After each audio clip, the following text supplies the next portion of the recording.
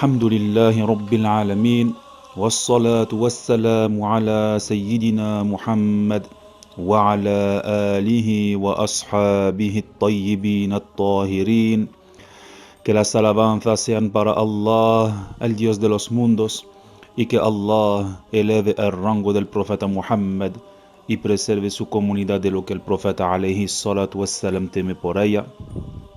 Uthman ibn Affan radiyallahu anhu se llama Abu Abdillah Uthman, hijo de Affan, hijo de Abil As, hijo de Umayyah, hijo de Abd Shams, hijo de Abd Manaf, hijo de Qusay al-Qurashi radiyallahu anhu.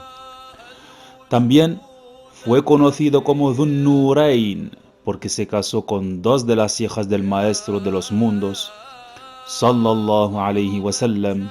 Se casó con Ruqayyah y después con Kulthum tras la muerte de su hermana. Era de estatura mediana, ni grande ni pequeño. Tenía una cara hermosa, blanca y teñida de rojeces. Tenía una barba fuerte, brazos largos cubiertos de pelos. Nació, radiyallahu anhu, 6 años después del año del elefante. La costumbre de los árabes es de llamar los años en función de un evento. Por ejemplo, el año de la hambruna, el año de la sequía, el año del elefante. Y el año del elefante es el año en el cual nació el profeta Muhammad sallallahu alayhi wa sallam. Uthman radiyallahu anhu entró al Islam entre los primeros por medio de Abu Bakr as-Siddiq radiyallahu anhuma.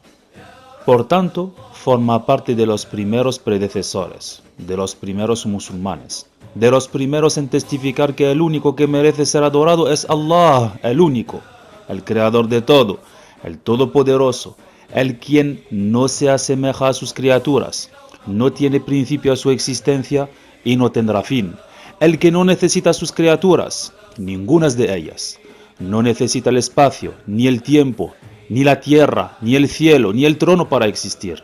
Allah Ta'ala existe de toda eternidad y nada más existía. El creador del lugar no necesita el lugar. Fueron aquellos, Abu Bakr Siddiq, Sayyiduna Aliyun, y luego Uthman, los primeros en usar sus razones y reconocer que el creador no es como la criatura. Sayyiduna Uthman era de los valientes, de los que confiaban en Allah Ta'ala, y él llevó a cabo las 2 emigraciones. La primera de Mecca hacia Abisinia, al-Habasha. Allí entró al Islam Ashama al-Najashi. Y también llevó a cabo la segunda emigración de Mecca hacia el Medina al-Munawwara. Por la orden de Allah subhanahu wa ta'ala, lo dejaron todo para salir fi sabilillah y expandir el Islam. Y gracias a ellos llegó el Islam hasta nosotros. Uthman, un califa bien guiado, tal como lo era Abu Bakr as-Siddiq, tal como lo era Umar, no como lo pretenden algunos injustos, aquellos que niegan el califato de estos tres y insultan estos hombres dignos de confianza. Naam, en efecto, eligieron a Uthman califa 3 noches después de la muerte de Umar ibn al-Khattab radiyallahu anhum. En su época ocurrió conquistas eminentes y el Estado musulmán se extendió. Muchas personas entraron al Islam gracias a Allah subhanahu wa ta'ala. En cuanto a sus méritos y marcas que dejó, son numerosos. En particular, en el año 30 de la Égira, había temido que se produjera una divergencia acerca del Corán al-Karim.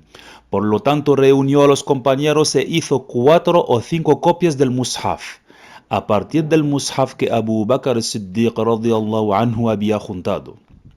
Envió en cada dirección un Mushaf como referencia en que la gente de cada región pudiera fiarse.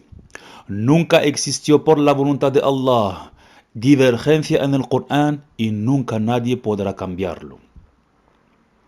En cuanto a su generosidad y su ascetismo, Shurahbil hijo de Muslim, dijo: Uthman radiyallahu anhu le daba a la gente la comida que era para él cuando era califa y entraba a casa para comer vinagre y aceite. Esto fue relatado por Abu Nuaym en el libro El-Hilya.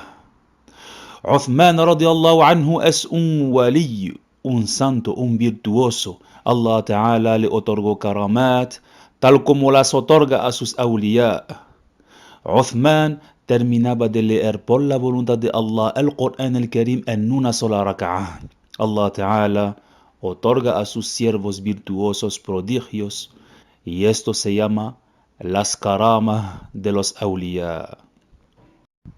En cuanto a su muerte, radiyallahu anhu, ocurrió después que sitiaron su casa.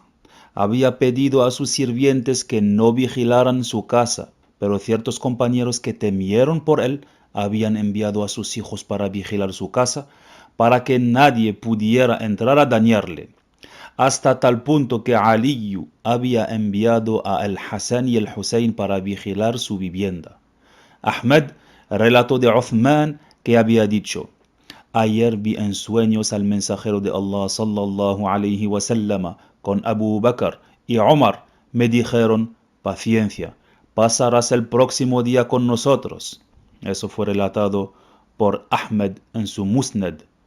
Así es como ciertos escalaron su casa, pasando por las casas cercanas, y unos impudentes causaron discordia y entraron.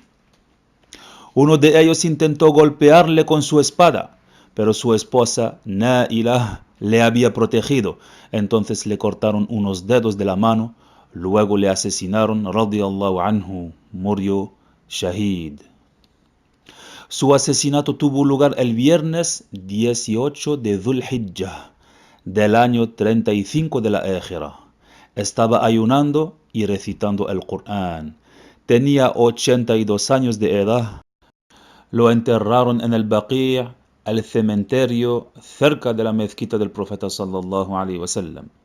Su califato duró 12 años menos 12 días. Los musulmanes del mundo visitan su tumba en el Baqi', donde están también las esposas del profeta sallallahu alaihi wasallam, sus tías, Abu Sa'id al-Khudri, los hijos del profeta alaihi salatu wassalam, y también el imam Malik radiyallahu anhu, el imam de la Medina al-Munawwara, el fundador de la escuela Malikiyya, seguida en varios países del mundo. Wallahu subhanahu wa ta'ala a'lam wa ahkam.